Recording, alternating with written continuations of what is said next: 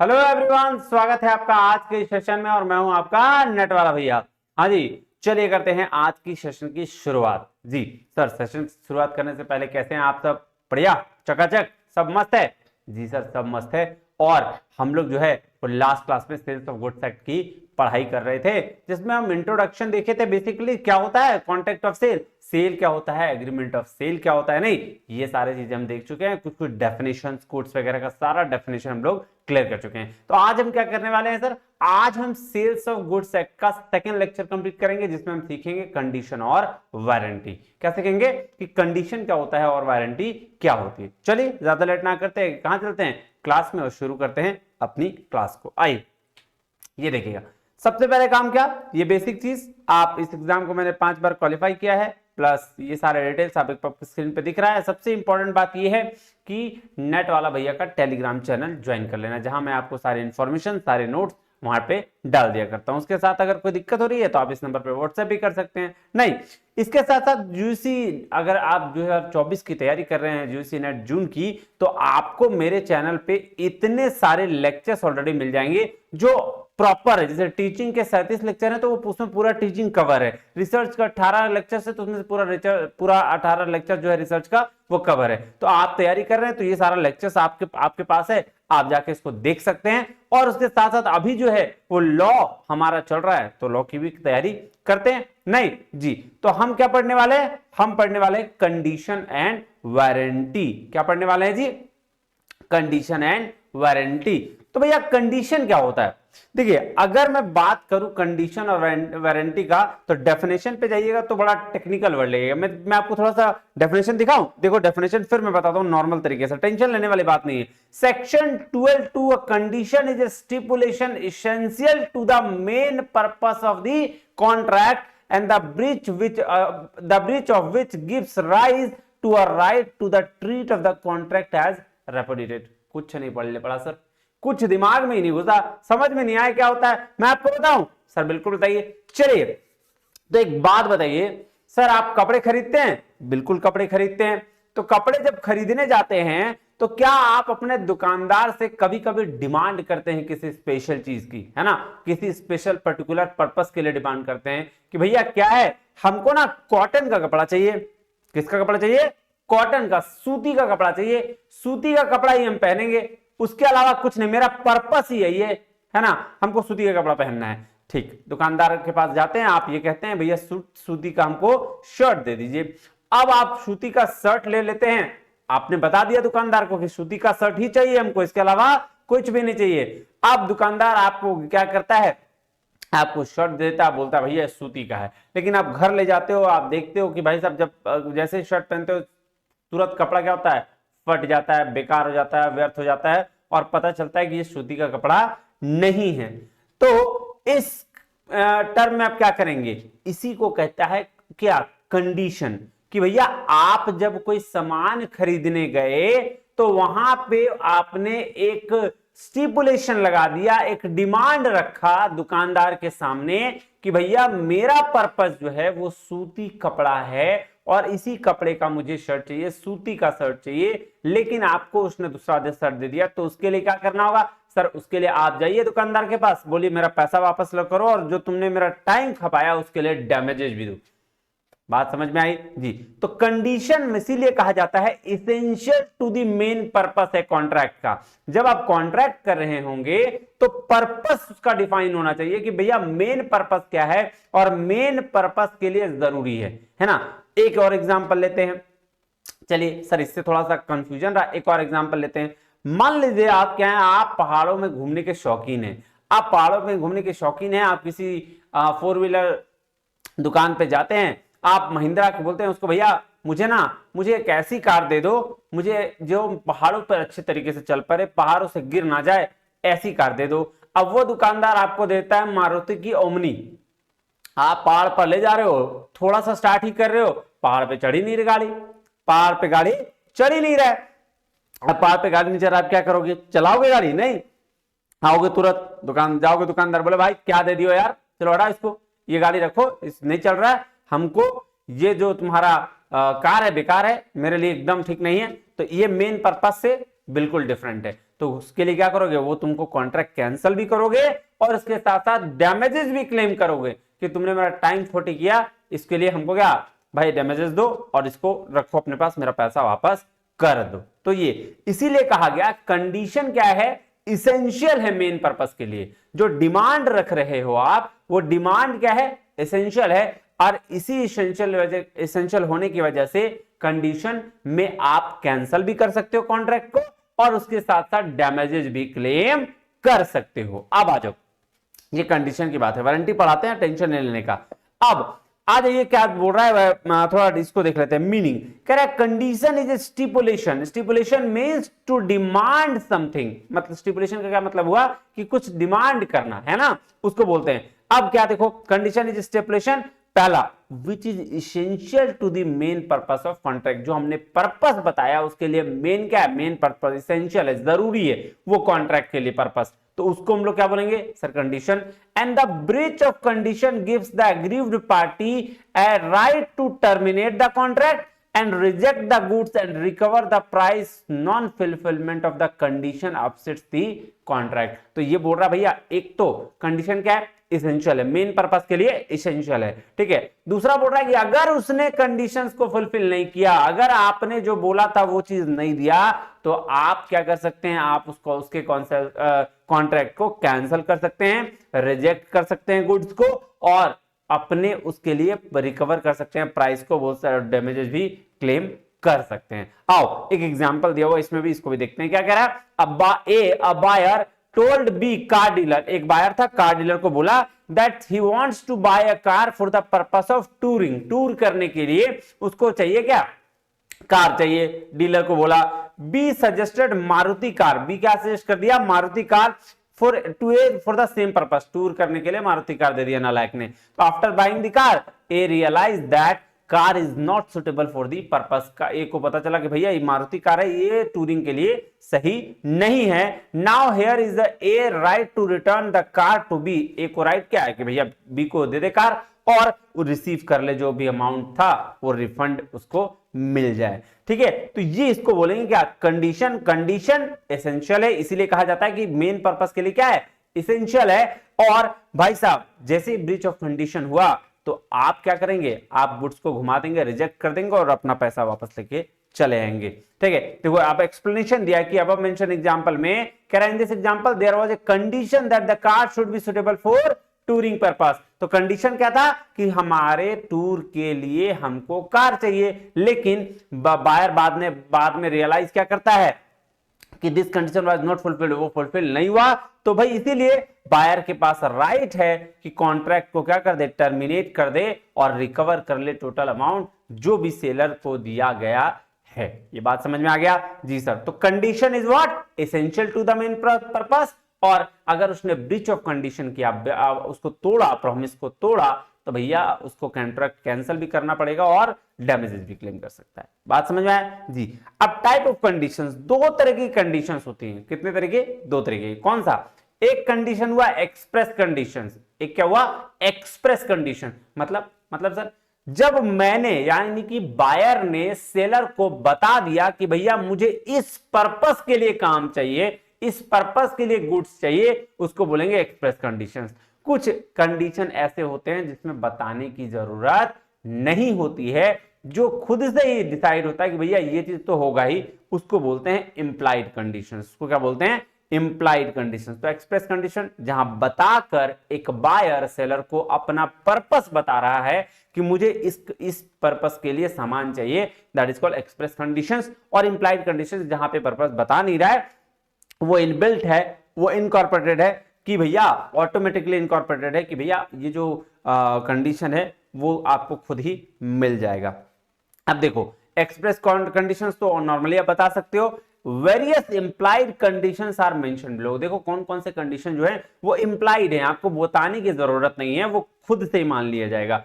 Condition as to title या ownership, बोल रहा भाई साहब सेलर को राइट है गुड्स बेचने का, ये तो ठीक बात है, लेकिन वही गुड्स बेचने का राइट है जिसका उसके पास ऑनरशिप है। अब ऐसा ना करे सेलर क्या करे, जो है गुड्स चोरी करके लाए और वो चोरी कर किया हुआ गुड्स किसी और को बेच दे, ऐसा वो नहीं कर सकता।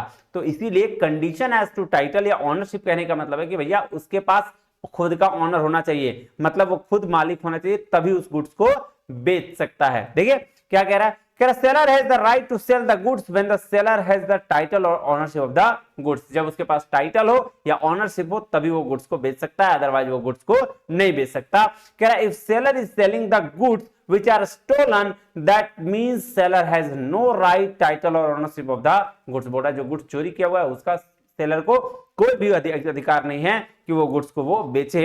Hence buyer can cancel the current. और यहां अगर इसको वो चीज मिल गया तो बायर क्या करेगा, बायर कैंसिल कर देगा गुड्स को, रिटर्न कर देगा गुड्स को और रिकवर कर लेगा सारा प्राइस। सिर्फ फॉर एग्जांपल आप सिंपल सा बात समझ लो, आप किसी दुकान में ना मान लो कि डायमंड का रिंग लेने गए, अब पता चला वो दुकानदार कहीं से चोरी का माल खरीदता था, चोरी का माल खरीद लिया, आप लेके आ गए, आपका पड़ोसी जो था उसका रिंग भूल गया था और उसी का चोरी हो गया था। अब आपका पड़ोसी आपको देख के बोलने लगा कि यार ये रिंग तो मेरा है, तुमने कहां से लिया, ये तो मेरा रिंग है। अब आप क्या करोगे, आप जाओगे दुकानदार के पास, दुकानदार को बोलोगे भाई साहब ये तो पड़ोसी वाला बोल रहा है मेरा रिंग है, तुम इसका बिल दो ओरिजिनल बिल।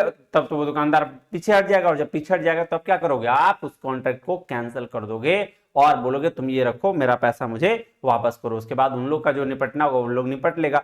हमारा क्या काम है, हमारा काम है सिर्फ ऑनरशिप लेना, जो नहीं मिला तो फिर पैसा वापस करो, सिंपल, कहानी खत्म। जी सर।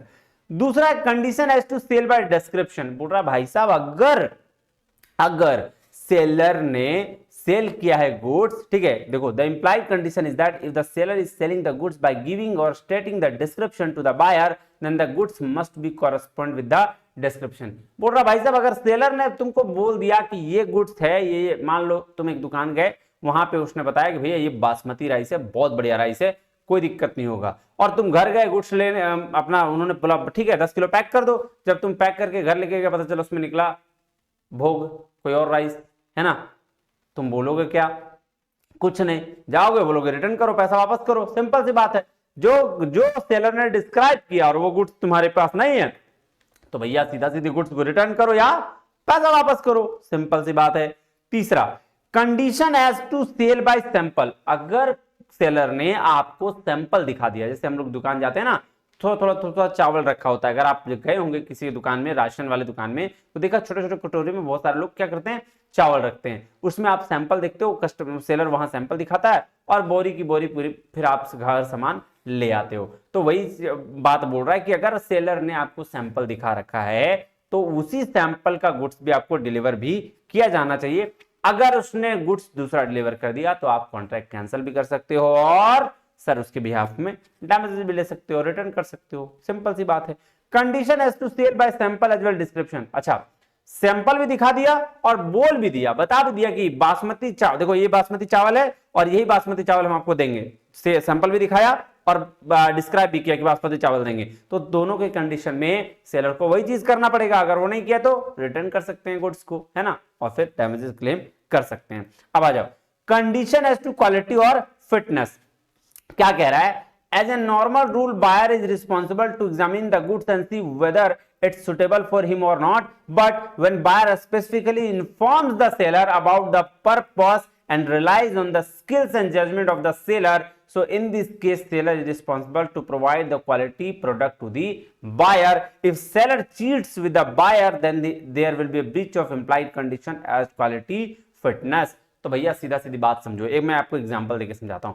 कह रहा है सेलर, ऐसे तो बायर का अधिकार है, बायर को रिस्पॉन्सिबल होना चाहिए क्या कि भैया गुड्स अपना देखकर खरीदे, लेकिन जब बायर ने सेलर को बता दिया कि मेरा पर्टिकुलर पर्पस ये है और मुझे इस चीज के लिए चाहिए, तो सेलर का भी रिस्पॉन्सिबिलिटी है कि वो अपना स्किल्स और जजमेंट के हिसाब से वो बायर को उस तरह का गुड्स ही प्रोवाइड करे। बशर्ते अगर बायर के में कोई दिक्कत आती है या बायर के गुड्स में कोई इश्यू आता है तो बायर इसको क्या मानेगा, breach of condition, implied condition मानेगा और वहां पे आपको गुड्स क्या करना पड़ेगा, सेलर को वापस कर देना है और रिटर्न लेके आ जाना है। एग्जांपल मैं समझाता हूं। अब जैसे बायर क्या था, मान लो मैं था, मैं पहली बार घर बना रहा हूं, मुझे सीमेंट का आइडिया नहीं, मैं सीमेंट दुकान गया, बोला भाई साहब मुझे क्या चाहिए, मुझे सीमेंट चाहिए, आप ऐसा सीमेंट दो जो थोड़ा अच्छा हो। अब ये बात मैंने बोल दिया सेलर को, से बोला क्या करना है, बोला घर बनाना है, बोला ठीक बहुत बढ़िया। उसने दे दिया मुझे मान लो एसीसी सीमेंट दे दिया। अब सीमेंट जिससे लगाया मैंने, 10 दिन बाद मेरा छत गिर गया। अब 10 दिन बाद छत गिर गया तो मैं किसके पास जाऊंगा, मैं जाऊंगा सेलर के पास कि भाई तूने कैसा सीमेंट दे दिया, ये लो सारा का खर्चा तुम उठाओ और फिर से मेरा ये काम करा के दो। तो इसको बोलते हैं क्या, क्वालिटी और फिटनेस के लिए अगर सेलर ने बता रखा है, बायर ने बता रखा है सेलर को, तो सेलर की भी रिस्पॉन्सिबिलिटी कि वो अपने स्किल्स के बेसिस पर उसको सही सामान जरूर दे। चलिए अब कह रहा है condition as to merchantability, condition as to merchantability मतलब कोई डिफेक्ट, जो भी गुड्स आपने सप्लाई किया है उसमें भाई साहब कोई डिफेक्ट नहीं होना चाहिए। मान लो आप क्या कर रहे हो, मैं आपके दुकान गया है ना, मैं फ्रिज लेने के लिए गया, और फ्रिज लेने के लिए गया तो जब आप गुड्स जब हमको दिखा रहे थे तो भाई साहब सब कुछ ठीक था, लेकिन आप घर भेजे तो वो चल ही नहीं रहा है। तो ये ऐसा आप नहीं कर सकते, अगर ऐसा करोगे तो ये भी माना जाएगा breach of contract, implied condition है ना। तो ये सब सारा चीज क्या, फिर आपको कैंसिल कर देगा, बायर गुड्स ले जाएगा, बोलेगा कैंसिल करो कॉन्ट्रैक्ट, है ना जी। कंडीशन एज टू होलसमनेस, कह रहा है goods supplied should not be adulterated और goods should be suitable for consumption. अब देखो ऐसा यार, होलसमनेस कहने का मतलब है कि भैया ऐसा कंडीशन जो सही हो। अब जैसे मैंने दुकान, मान लो कि मैं स्टेशन पे था, मैं किसी दुकान पे गया, मैंने बोला भैया थोड़ा मेरी खांसी है तो मुझे क्या चाहिए, मैं थोड़ा गर्म पानी करके दे दो। अब उसने क्या किया, पूरा खौला लिया गर्म पानी और वही मेरे को दे दिया। भाई साहब उसने बताया नहीं और मेरा क्या वो पूरा गला अजीब जल गया। अब क्या है भाई साहब, उसका कॉन्ट्रैक्ट है वो डैमेजेस भी देगा और जो जो ये पानी का पैसा था वो सारा चीज वो पे करेगा। क्यों, क्योंकि उसने बताया नहीं। उसको बता देना चाहिए कि भैया ये चीज जो है सुटेबल नहीं है, मतलब थोड़ा ठंडा होने दो ना तब पीना, ठीक है, नहीं बताया तो गया। ठीक है, तो ये क्या है, ये इंप्लाइड कंडीशन है कि भैया आपको बोलने की जरूरत नहीं है, ये सब होना ही चाहिए। अब वारंटी में आते हैं, आपको समझ, कंडीशन समझ में आ गया जी, इसेंशियल पर्पस होता है। वारंटी में आइए, वारंटी इसेंशियल नहीं होता, वारंटी कोलेट्रल होता है। मतलब यहां भी हम डिमांड करते हैं, लेकिन वारंटी में ऐसी चीजें हो जाती है कि कोलेट्रल। एग्जांपल मैं लेता हूं, आप समझिएगा। जैसे मान लो यही इसी तरह से, मान लो मैं एक दुकान गया और दुकान में से, अभी शर्ट का एग्जांपल लेते हैं, वहां सूती वाला लिया था ना, यहाँ शर्ट फिर से एग्जांपल लेते हैं। मैं गया दुकान को बोला भाई साहब मुझे शर्ट दे दो, है ना, मुझे कह दो शर्ट दे दो, बढ़िया शर्ट दे देना। बढ़िया शर्ट दे दिया। उसने बोला भाई साहब ये शर्ट पता है अमेरिका से है ना, ये शर्ट अमेरिका से बहुत बढ़िया है, ले जाओ। मैं ले गया शर्ट, मेरे को शर्ट चाहिए था, मैंने शर्ट ले लिया, ठीक है। लेकिन मुझे घर जाके पता चला ये शर्ट तो मेरे बगल में मुंबई में बन रही है, बोल दिया अमेरिका वाला है, ठीक है। तो यहां मैं उसको ये नहीं बोलूंगा कि मेरा शर्ट तुम चेंज करो वापस करो, क्योंकि शर्ट तो तुम्हें पसंद था, शर्ट के लिए कोई दिक्कत नहीं है। वहां मैं ये बोलूंगा कि तुमने झूठ बोला तो तुम मुझे डैमेजेस पे करो। यहां कोलेट्रल है, इसेंशियल नहीं है, क्योंकि पर्पस जो तुम्हारा शर्ट लेना था वो कंप्लीट है, सिर्फ प्लेस क्या हुआ, प्लेस गलत हो गया, तो उसकी वजह से तुम डैमेजेस क्लेम कर सकते हो, लेकिन कॉन्ट्रैक्ट कैंसिल नहीं कर सकते। आओ अब देखो डेफिनेशन पढ़ो क्या कह रहा है। Section 12(3) clause 3, a warranty is a stipulation collateral to the main purpose of the contract, the breach of which gives rise to claim for damages but not to right to reject the goods and treat the contract as a repudiated। तो बोल रहा warranty में भाई साहब ये क्या है, ये कोलेट्रल है, मेन पर्पस का जो पर्पस है उसका कोलेट्रल है ना। यहां पे तुमको बायर का क्या राइट है, बायर का राइट हो जाएगा सिर्फ वो डैमेजेस क्लेम कर सकता है, वो कॉन्ट्रैक्ट को कैंसिल नहीं कर सकता या गुड्स को रिजेक्ट नहीं कर सकता, क्योंकि यहां मेन पर्पस कोलेट्रल है ना। वहां क्या था, कंडीशन में इसेंशियल था, मतलब पर्पस जो मेन मेरा पर्पस है वही सफल नहीं हो रहा था, तो इसीलिए वहां पे हम दोनों कर देते थे, क्लेम डैमेजेस भी करते थे और रेपुडिएट कर देते थे कॉन्ट्रैक्ट को। यहां हम सिर्फ क्लेम कर सकते हैं डैमेजेस, रेपुडिएट नहीं कर सकते। चलिए मीनिंग क्या कह रहा है, वारंटी इज स्टेपुलेशन, स्टेपुलेशन का मतलब डिमांड समथिंग, कुछ हमने बोला वो है ना, which is not essential to the main purpose of contract। तो वारंटी क्या स्टेपुलेशन है जो essential purpose नहीं है कॉन्ट्रैक्ट के लिए। the breach of warranty gives the aggrieved party at a right to claim damages but not to right reject the goods। तो सिर्फ क्या कर सकते हैं हम यहाँ पे, क्लेम कर सकते हैं डैमेजेस का, गुड्स को रिजेक्ट नहीं कर सकते हैं। Even there is a breach of warranty the main contract can be completed. बोल रहा है अगर ब्रीच ऑफ वारंटी हुआ भी, वारंटी तोड़ा भी सेलर ने या बायर ने, बायर सेलर ही तोड़ता है, तो वारंटी अगर तोड़ा भी तो कॉन्ट्रैक्ट कंप्लीट माना जाएगा, कॉन्ट्रैक्ट नहीं होगा, उसके लिए डैमेजेस वो क्लेम कर सकता है। Breach of warranty can't be treated as breach of condition. बोल रहा है ब्रीच ऑफ वारंटी को कभी भी ब्रीच ऑफ कंडीशन नहीं मान सकते। एग्जाम्पल एक दिया हुआ, आइए देखते हैं क्या कह रहा है। क्या a buyer told B the shopkeeper that he wants to buy a good watch, एक अच्छा वॉच खरीदना चाहिए। ए क्या था, एक बायर था और बी क्या था, एक सेलर था। ए ने बी को कहा कि भैया मुझे ना एक अच्छा सा घड़ी दिखा दो, घड़ी अच्छा वाला चाहिए मुझे। बी उसको क्या किया, B showed him a watch saying that it is made in Thailand. B उसको घड़ी दिखाया, बोला भैया देखो ये घड़ी ना बहुत जबरदस्त थाईलैंड का है, ठीक है।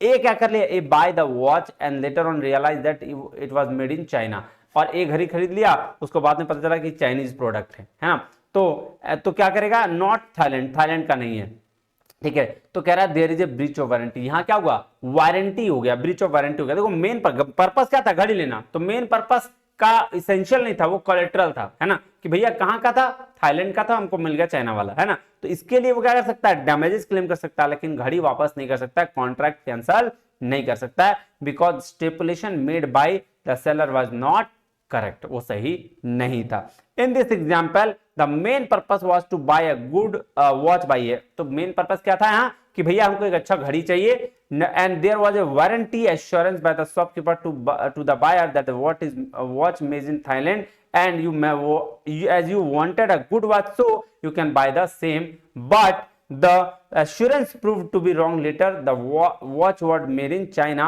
not Thailand, so hereby the buyer gets right to claim the damage only, can't reject the goods. तो यहाँ सीधा सीधी बोल रहा भैया तुमको क्या, एक को मतलब था घड़ी खरीदने से, घड़ी उसको बढ़िया मिल गया, ठीक है, लेकिन वो बोला थाईलैंड का था, लेकिन निकल कहाँ गया, चाइना का निकल गया, तो मेन पर्पस हार्म नहीं हुआ, इसलिए आप कॉन्ट्रैक्ट कैंसिल नहीं कर सकते, आप डैमेजेस क्लेम कर सकते हो कि तुमने झूठ बोला, ठीक है। चलो अब आ जाओ, थोड़ा कंडीशन और वारंटी का डिफरेंस देख लिया जाए। सर बिल्कुल देख लिया जाता है, कोई दिक्कत इसमें नहीं है। आ जाओ, कंडीशन और वारंटी क्या बोल रहा है, मीनिंग क्या है कंडीशन, भैया it is a stipulation which is essential to the main purpose. Condition क्या है, इसेंशियल है, क्यों, क्योंकि वो पर्पस ही खत्म हो जाता है। जैसे मैंने एग्जांपल दिया था ना, क्या वाला, कि हमको टूरिंग के लिए गाड़ी चाहिए था और मिल किसके लिए गया था, भाई साहब नहीं पर्पस कंप्लीट हो रहा था। तो जब मेन पर्पस कंप्लीट नहीं होगा तो वो कंडीशन, यहां पे आप कॉन्ट्रैक्ट कैंसिल भी कर सकते हो और डैमेजेस क्लेम कर सकते हो। लेकिन वारंटी क्या है, स्टिपुलेशन विच इज कोलेट्रल है, मेन पर्पस के लिए ये नहीं है। सिग्निफिकेंस क्या है, कह रहा है कंडीशन इसेंशियल है, तो कॉन्ट्रैक्ट जो है ब्रेक ऑफ कॉन्ट्रैक्ट है, जो ब्रीच ऑफ कॉन्ट्रैक्ट है, वहां कैंसिल कर देंगे कॉन्ट्रैक्ट को पूरी तरीके से। लेकिन यहां सब्सिडरी और इंफीरियर कैरेक्टर का अगर गुड्स मिल गया है वारंटी में, तो आप यहां पे वॉलेशन ऑफ वारंटी है, यहां पे आप कॉन्ट्रैक्ट कैंसिल नहीं कर सकते, डैमेजेस क्लेम कर सकते हो।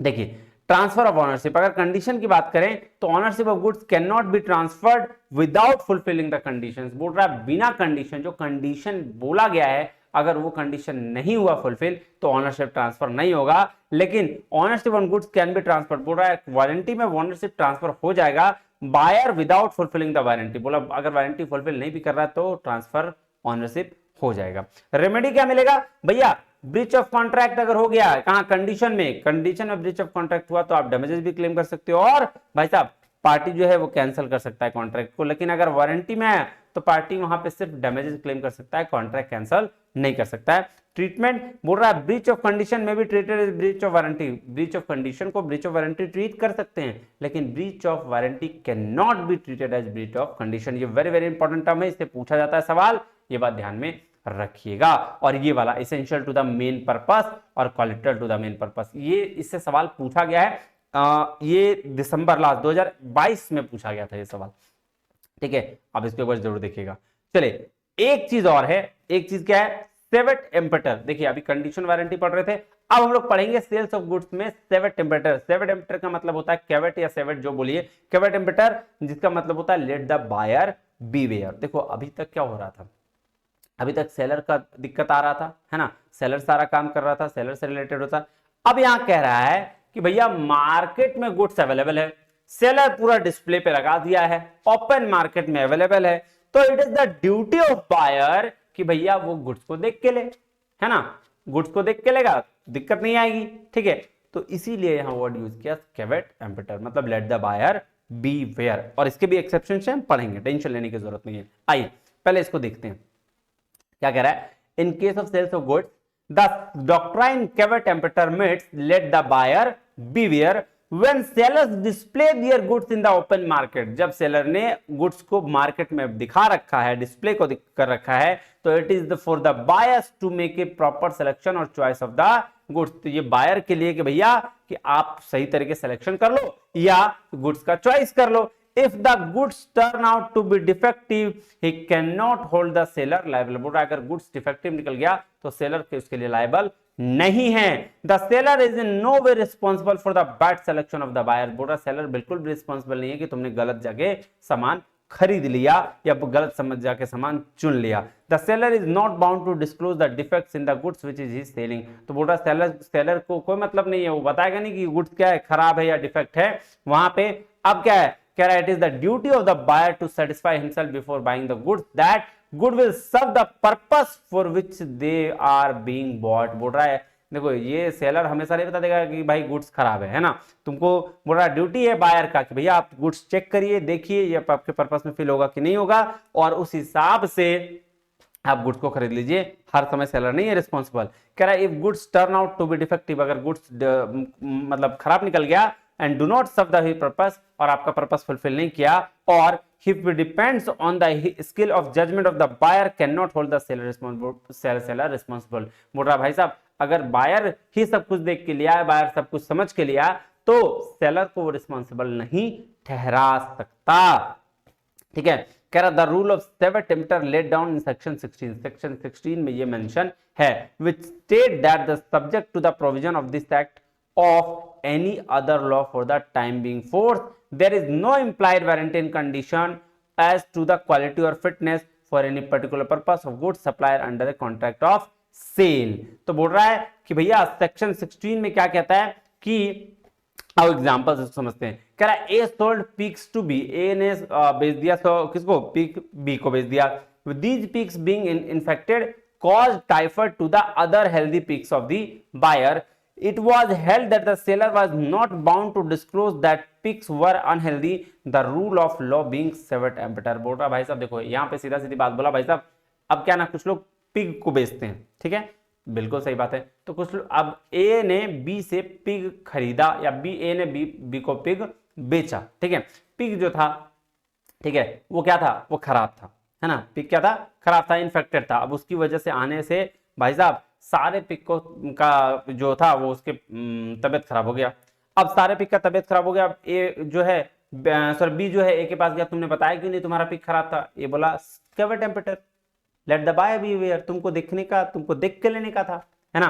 तो यहाँ पे ये बोल रहा है कि हर जगह पे सेलर रिस्पॉन्सिबल नहीं है। कैवर टेम्परेचर कहता है कि हर जगह पे सेलर रिस्पॉन्सिबल नहीं है। सेलर ने सामान बाहर मार्केट में लगा रखा है, यहाँ ड्यूटी बायर की है कि भैया आप सामान देखिए, चेक करिए और अपने पर्पस के हिसाब से लेके घर जाइए। अब एक्सेप्शंस हैं, इसके अपवाद हैं। अपवाद तो हर जगह हैं। कह रहा द डॉक्ट्राइन ऑफ सेवर emptor is however subject to the following exceptions. बोल रहा है क्या क्या है, बोल रहा है seller is responsible not the buyer. बोल रहा है कुछ कैवर टेम्पटर के भी एक्सेप्शंस है, अपवाद तो हर जगह है भैया जी। बोल रहा है देखिए जहां पे बायर ने सेलर को बता रखा है कि उसका पर्टिकुलर पर्पस क्या है, वहां पे बायर रिस्पॉन्सिबल नहीं है, वहां सेलर रिस्पॉन्सिबल हो जाएगा कि वो अपने स्किल्स और जजमेंट के हिसाब से क्या करे, डिस्क्रिप्शन दे। और अगर वो नहीं दे पाया तो भाई साहब ब्रीच ऑफ वारंटी, ब्रीच माना जाएगा, ब्रीच ऑफ कंडीशन या ब्रीच ऑफ वारंटी माना जाएगा। देखिए क्या कह रहा है सेवर टेम्परेचर के बाद में, ये क्या कह रहा है, where the buyer makes known to the seller particular purpose for the which goods are required so as to show that he relies on the seller skills और judgement on the goods of a description which is in the course of seller's business to supply. It is the duty of the seller to supply such goods reasonably fit for the purpose। section 16(1) मैंने आपको example दिया था cement वाला, याद है, cement वाला भी example दिया था, वो फिट इसमें बैठेगा कि मैं दुकानदार के पास गया, मैंने बोला भैया मैं घर बना रहा हूं, मुझे बहुत बढ़िया सीमेंट चाहिए, वो सीमेंट दिया, घर बनाया, घर धस गया। तो फिर आप किसके पास जाओगे, इसके पास जाओगे। वहां पे मैं नहीं बोलूंगा क्योंकि मुझे आइडिया नहीं था, मैंने बोल दिया था मुझे घर बनाने के लिए चाहिए इस दुकानदार को, तो यहाँ दुकानदार की रिस्पॉन्सिबिलिटी है। अब दूसरा एग्जाम्पल देखते हैं। कह रहा है an ordered was placed for some trucks to be used for heavy traffic in the hilly country. बोल रहा है एक ट्रक का ऑर्डर दिया गया किसके लिए, हैवी लोडिंग के लिए, हैवी ट्रैफिक के लिए, कहां, हिली कंट्री में, हिली वाला देश में, हिली मतलब पहाड़ी इलाका में। The truck supplied by the seller were unfit, truck जो दिया गया वो अनफिट था पर्पस के लिए, उसके पर्पस के लिए, एंड ब्रोक डाउन, उसका प्रॉमिस टूट गया। There is a breach of condition as to fitness, यहाँ पे ब्रीच ऑफ कंडीशन लागू हो गया। तो यहाँ पे सेलर को, यहाँ पे बायर को जरूरत नहीं, यहाँ सेलर इस बात का खमियाजा भुगतेगा क्योंकि बायर ने पर्पस बता रखा है। चलिए दूसरा कहता है in case where the goods are purchased under its patent name और ब्रांड नेम। अब देखो यार सीधा सीधी बात है, अगर कोई गुड्स बायर ने, ठीक है, किसी पेटेंट नेम पे खरीद लिया, किसी ब्रांड नेम पे खरीद लिया, तो यहाँ पे सेलर के, बायर की रिस्पॉन्सिबिलिटी खत्म, यहाँ सेलर की रिस्पॉन्सिबिलिटी बढ़ जाती है। और बोल रहा है there is no implied condition that the goods shall be fit और any particular purpose, section 16(1). In the sale of a refrigerator, the name of the article itself implies that the seller wants that machine is fit for the particular purpose। तो यहाँ पे क्या है, देखो अगर आपने brand name पर ये खरीद लिया तो यहाँ पे सेलर रिस्पॉन्सिबल है, सेलर सारा चीज करा के देगा, यहाँ पे तो आपको देखने की जरूरत नहीं है। आप आईफोन ले लो, सैमसंग का फोन ले लो, तो भाई साहब यहाँ पे सर्विस सेंटर ऑलरेडी आपको ये काम करके देता है, यहाँ पे बायर को टेंशन लेने की जरूरत नहीं है। कह रहा where the goods are sold by description, अगर गुड्स डिस्क्रिप्शन के हिसाब से बेचा गया है, अगर बायर ने बोला कि मुझे ये गुड्स चाहिए और वही गुड्स उसको दिया गया तो ठीक है, नहीं दिया गया तो भाई सेलर रिस्पॉन्सिबल, ये सेक्शन 15 में मेंशन है। अगर कह रहा है where the goods are bought by description from a seller, तो बोल रहा है गुड्स अगर खरीदा गया जो डिस्क्रिप्शन था, who deals in goods of that description, there is an implied condition that goods shall be merchantability quality। हाँ ये भी बात बिल्कुल सही है कि अगर मान लो किसी पर से बायर ने किसी गुड्स को खरीदा, ठीक है, जो सेलर ने डिस्क्राइब किया था वैसा गुड्स अगर उसने खरीदा, तो ये भाई साहब सिंपल सी बात है, इसके बाद कोई रिस्पॉन्सिबिलिटी नहीं बच जाती है ना, किसकी, सेलर की, सिंपल सी बात, सॉरी बायर की, सारा का चीज किसका है, सेलर का। देख लो क्या बोल रहा है, कह रहा है where the goods are bought by description from a seller, seller ने बताया कि भैया ये गुड्स बहुत बढ़िया है, ये गुड्स ले जाओ, या ये वॉच, मान लो ये वॉच उसने बोला भाई ये वॉच बहुत बढ़िया है, ले जाओ, घर गए वॉच खराब निकल गया, क्या करोगे, जाके सेलर के कान के नीचे लगाओगे, बोला भाई ले ले, मेरे को नहीं चाहिए। कह रहा the rule of caveat emptor is not applicable, यहाँ पे रूल ऑफ सेवेटेम्पटर एप्लीकेबल नहीं होगा क्योंकि सेलर ने डिस्क्राइब किया भैया कि गुड्स बोला ये बहुत बढ़िया गुड्स है, हम उनके भी कहने पर ले लिए हैं, तो भाई यहाँ पे सेवेटेम्पटर कैसे अप्लाई होगा, अप्लाई नहीं होगा। देखो क्या कह रहा है एग्जाम्पल में, A bought black velvet cloth from C, A ने खरीदा क्या, ब्लैक वेलवेट क्लॉथ खरीदा सी से, and found it to be damage by white ants, बोल रहा है भाई साहब ये क्या देखा कि जो सफेद चींटियां थी वो डैमेज कर चुकी है इसको। The condition of to merchantability was broken, यहाँ पे जो बोला गया वो गुड्स को मिला नहीं, तो कंडीशन ऑफ मर्चेंटेबिलिटी यहाँ पे लागू हो गया। अब देखो पांचवा क्या कह रहा है, where the goods are bought by sample. अब देखो सिंपल सी बात है, मान लो एक पूरा का पूरा चावल का दुकान हम गए, चावल का दुकान से हाँ सैंपल दिखाया और सैंपल दिखा के, ठीक है, वो चीज हमको बोला कि भाई साहब ये ले जाइए, ये वाला सामान बहुत बढ़िया है। अब वो सैंपल हमको दिखा दिया, लेकिन घर गए तो वो सैंपल वाला सामान नहीं भेजा, तो क्या यहाँ रूल से कैवेडेम्पटर का अप्लाई होगा, नहीं, यहाँ कैवेडेम्पटर का अप्लाई नहीं होगा। यहाँ बोला सेलर ही रिस्पॉन्सिबल है कि भैया वो आपको सामान बदल के देगा, सेक्शन 17 में मेंशन है। देखो क्या कह रहा है, this rule of caveat emptor does not apply, यहाँ अप्लाई नहीं होगा if the bulk does not correspondent with the sample, जो सैंपल दिखाया अगर उसने वो सैंपल नहीं दिया तो ये रूल अप्लाई नहीं होगा। सेक्शन 17 में ये सेल्स ऑफ गुड्स एक्ट के मेंशन है। Where the goods are bought by sample as well description, sample भी दिखाया और बता भी दिया, दोनों काम। देखो एक चीज मैं बताऊं, ये देखो यहाँ जो कंडीशंस वाले इंप्लाइड कंडीशन थे ना सारे, वो सारे के सारे यहाँ पे कैवेडेम्पटर का एक्सेप्शन बन गया है, समझ में आ रहा है जी। चलो तो यहाँ पे भी क्या हुआ कि भैया जो हमने सैंपल भी दिखाया और बताया भी, दोनों बात करके, और गुड्स अगर वो नहीं भेजते हैं तो ये बायर की रिस्पॉन्सिबिलिटी नहीं, यहाँ कैवेडेम्पटर अप्लाई नहीं होगा, यहाँ सेलर रिस्पॉन्सिबल होगा, और यहाँ पे ब्रीच ऑफ कंडीशन हुआ तो कॉन्ट्रैक्ट कैंसिल भी होगा और ये आपका डैमेजेस भी क्लेम किया जाएगा। सेक्शन 15 में ये चीज मेंशन है। An implied warranty or condition as to quality or fitness for a particular purpose annexed by the uses of trade, if the seller deviates from that, this rule of कैवेडेम्पटर E is not applicable। बोल रहा है employer warranty और condition quality of fitness का रहा, और यहाँ पे उसने बता दिया कि भैया ये चीज है, और इस तरीके से इसको यूज करना है। अगर और वैसा नहीं मिला तो भैया यहां पे भी कैवेट एम्पटर अप्लाई नहीं होगा, मतलब सेलर ही रिस्पॉन्सिबल होगा, बायर रिस्पॉन्सिबल नहीं होगा। Where the seller sells the goods by making some misrepresentation, ये देखो, ये देखो मिसरिप्रेजेंटेशन मतलब सर हम लोग पढ़े थे इंडियन कॉन्ट्रैक्ट एक्ट में, याद है जी सर, 5 चीज था क्या, ये आपका फ्री कंसेंट वाला है ना, misrepresentation, fraud, mistake, coercion, undue influence. तो वही कह रहा है कि अगर सेलर ने गुड्स मिसरिप्रेजेंट करके बेचा है तो भैया ये फ्रॉड या फिर फ्रॉड करके बेचा है, तो buyer relies on it when the seller actively conceals some defect in the goods so that the same could be not discovered by the buyer on original examination, then the rule of civil emptor will not apply. बोल रहा है अगर buyer seller जो है धोखाधड़ी करके misrepresent करके कोई गुड्स को बेच दिया और गुड्स खराब निकल गया, तो ये भाई साहब बायर का रिस्पॉन्सिबिलिटी नहीं है, किसका है, सेलर का, कि वो सही चीज दे, और नहीं दिया तो वहां पे आप क्या कर रहे हैं, कॉन्ट्रैक्ट आप ये कैंसिल कर सकते हैं और डैमेजेस क्लेम कर सकते हैं। ये बात समझ में आया जी। तो मैं कहूंगा जो इंप्लाइड कंडीशंस है ना वही आपके एक्सेप्शंस हो जाएंगे, किसके सर, वही एक्सेप्शंस हो जाएंगे इसके, क्या बोलते हैं, कैवेट एम्पटर का। बात समझ में आ गई जी सर। चलिए तो आज के लिए इतना ही, नहीं फिर अगले क्लास में हम पढ़ेंगे अनपेड सेलर। तो आज के लिए इतना ही, मिलते हैं अगले वीडियो में, तब तक के लिए बहुत बहुत धन्यवाद, थैंक यू वेरी मच, जय हिंद।